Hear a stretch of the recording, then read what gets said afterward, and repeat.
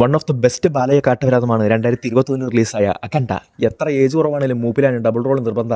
പൊട്ടിക്കൽ സ്പോട്ടിന് നിർബന്ധമായിട്ട് തന്നെ ആദ്യം തന്നെ ഒരു മിലിറ്ററി ഓപ്പറേഷനാണ്. പള്ളിപ്പെരുന്നാളിന് മേടിച്ചൊരു ബൈനോക്കുലർ നോക്കിക്കൊണ്ട് മുഖത്ത് കരിയും പൂശിയൊരു കൊണാപ്പൻ കുറെ ഇലയും തലേ തിരികി അങ്ങനെ നോക്കിക്കൊണ്ടിരിക്കുന്ന സമയത്ത് അതാ നോക്കൂ, വീരപ്പനെ അനുസ്മരിപ്പിക്കുന്ന ഒരു ഗ്യാങ് അവിടെ കാട്ടിൽ കൊണ നടത്തിക്കൊണ്ടിരിക്കുന്നു.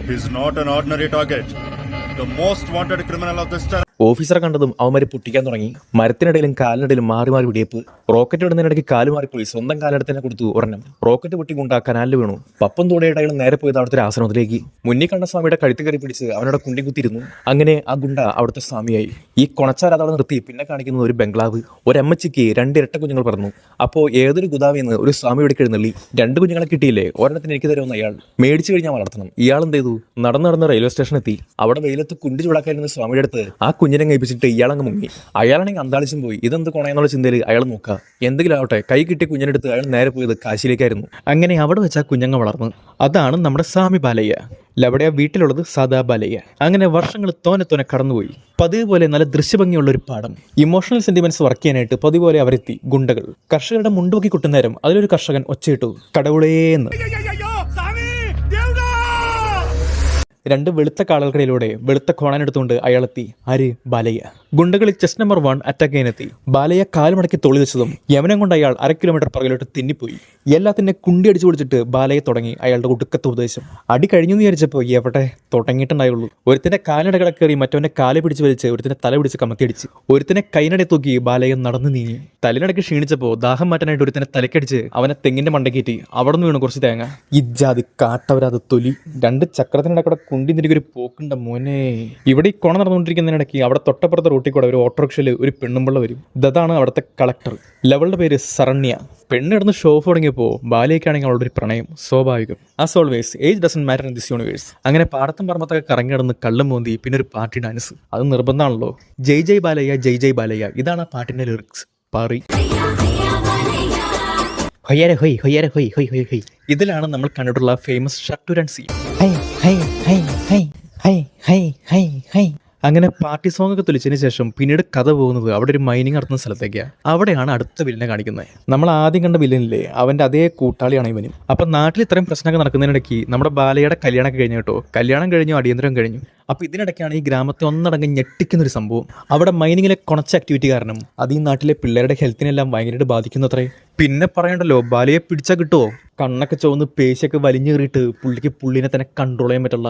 ജീപ്പെടുത്ത് പുള്ളി പെട്ടയ്ക്കും നേരെ മൈനിങ്ങിലേക്ക് ചെന്ന് കഴിഞ്ഞ് 3 ടയറും പറപ്പിച്ച് പുള്ളിയുടെ വണ്ടിയെ നിർത്തി. അവിടുത്തെ ഗുണ്ടകളുടെ കാര്യം പിന്നെ പറയാനുണ്ടോ?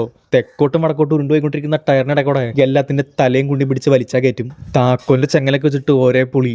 അങ്ങനെ തല്ലി മെയിൻ എൻട്രൻസ് എത്തി. അവിടെ നമ്മുടെ കൊട്ടൂര വില്ലൻ ഒരു ഗേറ്റിന് അപ്പുറത്ത് നിന്നിട്ട് 2 കൂടി കൊഞ്ഞാനം കുത്തുന്നു.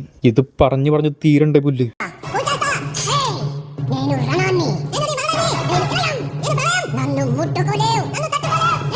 രണ്ടുപേരുടെയും ഗ്യാങ്ങിൽ നിന്ന് പിടിച്ചു നിർത്തിക്കൊണ്ട് മാത്രം അന്ന് ഭൂമി അവസാനിച്ചില്ല. യജ്ജാതി കൊണ. അങ്ങനെ ഒരു വിധത്തിൽ രണ്ടെണ്ണத்தைയും പിടിച്ചു മാറ്റിയിട്ട് ബാലയുടെ ടീമാണെങ്കിൽ നേരെ പോകണം നടത്ത ഹോസ്പിറ്റലിലേക്ക്. അവിടെ ചെന്നപ്പോഴാ അടുത്ത ട്വിസ്റ്റ്. ഹോസ്പിറ്റലിൽ ആരോ ബോംബ് വെച്ച് അതങ്ങ് തകർത്ത് കളഞ്ഞു. അതിന്റെ പിറകിലെ കരങ്ങൾ വേറെ ആയിട്ട് ഇരുന്നില്ല. നമ്മൾ ആദ്യം കണ്ടില്ലേ ആ വില്ലൻ. എന്നാൽ അതിലും വലിയ ഗതികേടായിരുന്നു പിന്നെ സംഭവിച്ചത്. ഇതിനൊക്കെ പിറകിൽ ആരായിരുന്നു? ബാലയ്യ. അങ്ങനെ പറഞ്ഞു വരുത്തി നമ്മുടെ ബാലയ്യനെ കുടുക്കിയവർ.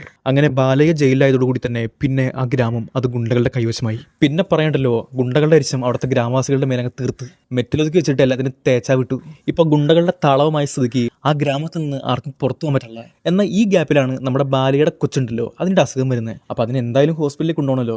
ഇവിടെ ഉള്ള ഹോസ്പിറ്റലാണെങ്കിൽ ബോംബ് വെച്ച് തർക്കം ചെയ്തു. ഒരു ചുവന്ന വണ്ടിയിൽ കൊച്ചിനെ താങ്ങിക്കൊണ്ടൊരു പോക്കാ പോവും. ഗുണ്ടകൾ വിടോ പിറകെ പോയി. നാടായ നാടകന്റെ പൊന്നെ അമ്മാതിരി ചെയ്സ്. എന്നാൽ പോണിനിടയ്ക്ക് പാടത്തിനിടയ്ക്കാണ്ട് ഒരു കൊണച്ച കുഴി, അതിനിടയിൽ ടയറ കുടുങ്ങി. ഡ്രൈവർ പിന്നെ ബാലയെ കണ്ടുള്ള പഠിക്കുന്നത്. ഡ്രൈവർ ഹീറോയിസം കാണിക്കാൻ വേണ്ടി വാടെടുത്ത് പുറത്തേക്ക് ഇറങ്ങി. പിറകെത്തിയ ഗുണ്ടകൾ തേമ്പിയ വിട്ടു. ഡ്രൈവറെങ്കിൽ പോയതോടെ തന്നെ പിന്നെ വേറൊരുത്തൻ ഡ്രൈവിംഗ് സീറ്റിൽ കയറി. എന്നാൽ അവന്റെ ആയുസ് അധികം ഉണ്ടായിരുന്നില്ല. ഒരു തോട്ടിയെ വെച്ചിട്ട് കഴുത്താ ചെത്തി കളഞ്ഞു. അതുവരെ ഡ്രൈവിംഗ് അറിയാതിരുന്ന കൊച്ചിന്റെ അമ്മ ഒറ്റ നിമിഷത്തിൽ F1 ഡ്രൈവറായി. പാടത്തിനിടയ്ക്ക് മിന്നിച്ചാ വിട്ടു. എന്റെ പൊന്നെ, പാടത്തുനിന്ന് പുറത്തേക്ക് ചാടി ചാട്ടം കാണണം. ചാടിയ ചാട്ടം മാത്രമേ ഓർമ്മയുള്ളൂ. ചെന്ന് കയറിയത് അവിടെ ഒരു മതിൽമേക്കും. കൊച്ചിനെ താങ്ങിക്കൊണ്ട് അവൾ ഓടി. ഒരു രക്ഷയില്ലാത്തൊരു ഓട്ടം. അങ്ങനെ ഓടി ചെന്ന് അവിടെ ഒരു പാറയിടിക്കിനടുത്തേക്കായിരുന്നു. പാറയിടിക്കിനിടയ്ക്ക് കുറെ വിള്ളല്. കാല് തന്നെ കൊച്ചു താഴെ പോയി. എന്നതിന്റെ അകത്തുണ്ടല്ലോ വമ്പൻ ടെസ്റ്റ്. അവിടെ ആരാ? നമ്മുടെ ചേട്ടൻ ബാലയ്യ. ഇത്ര നാള് പുള്ളി ഗുഹയ്ക്കുള്ളിൽ കുണച്ചിരുന്നിട്ട് ഇപ്പൊ എഴുന്നേറ്റു. മോളിൽ നിന്ന് കൊച്ചു നേരെ വീണത് ബാലയുടെ കയ്യിൽ. ഒരുത്തന്റെ അപരാധം കഴിഞ്ഞപ്പോൾ ജയിലിലേക്ക് പോയുള്ളൂ. ഇതേ അടുത്തത്. മറ്റവൻ പിന്നെ എന്തെങ്കിലും ആവട്ടെ എന്ന് വിചാരിക്കാം. പക്ഷെ ഇതെന്റെ പൊന്നോ അപരാധം പറഞ്ഞ ഏജാതി അപരാധം. കോച്ചിനെ കൈ പിടിച്ച് അയാളെ വന്ന ഗുണ്ടകളെ കാണിക്കണതാണ്. ശൂലം വെച്ച് കുത്തിയൊക്കെ നേരെ കുണ്ടിയാ പൊളിച്ചു വിടും. അങ്ങനെ പരിപാടി കഴിഞ്ഞിട്ട് ചത്തിടക്കുന്ന ഗുണ്ടകളെ തേടി പോലീസ് എത്തി. അപ്പൊ ഇതിനിടയ്ക്ക് അവിടെ ഒരു പാറക്കെട്ടി നടക്കുന്ന വേറൊരു സ്വാമി. പുള്ളി വന്നിട്ട് ഒരുമാതിരി ഗുണാധികാരം. കണ്ടിരുന്ന പ്രേക്ഷകന്റെയും പോലീസിന്റെയും മനസ്സൊന്നായ നിമിഷം തോക്കെടുത്ത് ആ സ്വാമിനെ ചാമ്പ്യ വിട്ടു. ഇപ്പൊ ഇതേ സമയം കൊച്ചിനെ കൊണ്ട് ബാലയെ പോയത് നേരെ അവരുടെ വീട്ടിലേക്കായിരുന്നു, നമ്മുടെ ഫസ്റ്റ് ബാലയുടെ വീട്ടിലേക്ക്. എന്നാൽ കുറച്ച് കഴിഞ്ഞപ്പോൾ പോലീസ് എത്തി അവിടേക്ക്. തല്ല അവിടെ അവസാനിക്കുന്ന വിചാരിച്ചപ്പോൾ എവിടെ ഒരു രക്ഷയില്ല, വീണ്ടും തുടങ്ങി. പിന്നെയാണ് കരളലിയിക്കുന്നൊരു രംഗം വരുന്നത്. അതായത് ബാലയുടെ അമ്മയുണ്ടല്ലോ, അവർക്ക് ഇപ്പോഴാണ് അവർ തിരിച്ചറിവ് വന്നേ. പണ്ട് കുറേ നാളുകൾക്ക് മുന്നേ തന്നെ എടുത്തുകൊണ്ടുപോയ ആ കുഞ്ഞ് അതിവനാണത്രേ സ്വാമി ബാലയ്യ. മോളാവാൻ എന്ന് പറയുന്നില്ല, എന്നാലും എത്രയോ വയസ്സ് ഇളയതിനെ പിടിച്ച് ബാലയുടെ അമ്മയാക്കിയിട്ട് അതിനെ വെച്ചൊരു അമ്മ പാസം. അങ്ങനെ മെയിൻ വില്ലൻ വേറൊരു സ്വാമിനെ കാണാൻ പോകും. അവിടെ ചെന്ന് കഴിയുമ്പോൾ അയാളുടെ വക കുറെ ഗുണവധികാരം. എന്നാൽ സ്വാമി ബാലയ്യ ഇതിനോടൊപ്പം ധ്യാനം ചെയ്യാൻ വേണ്ടി വേറെ ഇടയ്ക്ക് പോയി കഴിഞ്ഞപ്പോൾ ആ ഗ്യാപ്പിലെ ഗുണ്ടകളി വീട്ടിൽ കയറി. അവർ ചെയ്ത പണ്ണലിന് പ്രതികാരം ചെയ്യാൻ വേണ്ടി ബാലയ്യ വീണ്ടും എത്തി ഒരു VFX ആനയുടെ പുറത്ത്. ബാലയ്യ രംഗപ്രവേശനം ചെയ്യുമ്പോൾ സ്വാഭാവികമായിട്ടും അടി പൊട്ടുമല്ലോ. വാളും പിക്കാസും കോടാലിയും മാറ്റതും മറിച്ചായിട്ട് ഇവന്മാർ ഓടി എത്തുന്ന സമയത്ത് ബാലയ്യ ഒറ്റയ്ക്ക് നിന്ന് അവരൊക്കെ ഇതിനെ പണി വിടും. ഇതിനിടയ്ക്ക് ഒരുത്തിന് അണ്ണാക്കി പിടിച്ച് വലിക്കുന്നതൊക്കെ ഉണ്ട്. അങ്ങനെ രണ്ടാമത് കണ്ട വില്ലന്റെ മർമ്മം നോക്കി കുത്തി അവനെ സമാധിയാക്കും. ഇപ്പൊ ആദ്യത്തെ ബാലയ്യനെ പിടിക്കാൻ വന്ന പോലീസില്ലേ, അവര് ഇയാളെ പൊക്കാൻ വേണ്ടി വന്നേക്കുന്നു. പക്ഷെ ഇവിടെ ഒരു ട്വിസ്റ്റ് ഉണ്ട്. ബാലയ്യ സ്വാമിയാണല്ലോ, അയാളുടെ ഒക്കെ കുറച്ച് ഉപദേശം അത് കേട്ട് കഴിഞ്ഞപ്പോൾ അവന്മാർക്ക് മനസ്സിലിഞ്ഞു, ഇയാളങ്ങ് വെറുതെ വിട്ടു. എന്നാൽ ഇതേ സമയം തന്നെ ആ കൊച്ചിനെ ഹോസ്പിറ്റലിൽ കൊണ്ടുപോയിട്ടില്ല. അതിനാണെങ്കിൽ ഇപ്പൊ തീരെ വയ്യ. അങ്ങനെ സ്വാമി ബാലയ്യ എന്ത് ചെയ്യും, ഒരു പൂജ നടത്തും. എന്നാൽ ഈ പൂജ നടക്കുന്നതിനിടയ്ക്ക് ആ കൊച്ചിനെ കൊണ്ടുപോകാൻ പാടില്ല, അവിടെ തന്നെ കിടത്തണം. സോ പൂജ ആരംഭിച്ചു. പറയണ്ടല്ലോ, സ്വാഭാവികമായിട്ടും ദിക്കിന്റെ ഏതോ ഭാഗത്തു നിന്നൊക്കെ ഗുണ്ടകൾ ഓടി വന്നിട്ട് കുറെ കുണതേരം നടത്തിയിട്ട് നേരെ ഇവർക്കെതിരെ പാഞ്ഞെടുക്കും. പൊരിവലത്ത് ഹുഡീസ് എടുക്കുന്ന കുറെ കുണച്ച ഗുണ്ടുകളും അവർക്കൊരു സ്വാമിയും. ബാലയുടെ അടുത്തേക്ക് പോണത് ശരിയല്ലെന്ന് മനസ്സിലായതുകൊണ്ട് തന്നെ അവരെന്ത് ചെയ്തു, കയ്യിലുണ്ടായ 3 മഴ ഉണ്ടായിരുന്നു, അതെടുത്തൊരു ഒറ്റയേറ് ചുറ്റിത്തിരിഞ്ഞ് നേരെ വന്നിട്ട് ബാലയുടെ പുറത്താക്കി കയറി. എന്നാൽ അങ്ങേരുണ്ട് അറിയുന്നു പൂജയിലല്ലേ രക്തക്കണ്ട് ഒഴുക. പക്ഷെ പുള്ളിനത് ബാധിക്കുന്നില്ല. എങ്ങനെയുള്ള ഈ പൂജ നടക്കണമല്ലോ, അതാണ് അവരുടെ ഉദ്ദേശം. ഗുണ്ടകളിൽ ഒരുത്തൻ പാഞ്ഞു വന്നിട്ട് കുറച്ച് മുളക് എടുത്ത് ബാലയുടെ കണ്ണിലേക്ക് വിതറും. എവിടെ കണ്ണൊന്ന് ചിമ്മിയ പോലുമില്ല. ഇനി ഒറ്റൊരു മാർഗ്ഗമുള്ളൂ പൂജ നടക്കാൻ. കയ്യിൽ ഒരു AK-47 തോക്കുണ്ട്. ഇതെടുത്ത് തല നോക്കിയിട്ട് ഉന്നം വെച്ചവര്. എന്നാൽ ഇതിനിടയ്ക്ക് കൊലട്ടിസ്റ്റ് ഒരു ജീപ്പ് വന്നിട്ട് എല്ലാ ഗുണ്ടകളെ തേച്ചൊട്ടിച്ചു. ആരായിരുന്നത്, നമ്മുടെ നോർമൽ ബാലയ്യ.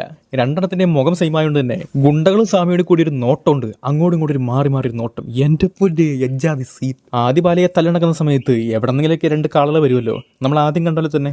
അങ്ങനെ ഒക്കെ അതിനെ ചിന്നിച്ചെതറിച്ച് അടിച്ച് പരത്തി കഴിയുമ്പോഴേക്കും പൂജ കഴിയും. കൊച്ചു കണ്ണുറക്കും. പിന്നെ പറയാനുണ്ടോ, പുറകെ തറച്ച മഴ വായ കൊണ്ട് കടിച്ചെടുത്തിട്ട് പുള്ളി തൊട്ടങ്ങും അംഗം 14 ലോകം കാണിക്കും ഗുണ്ടകളെ.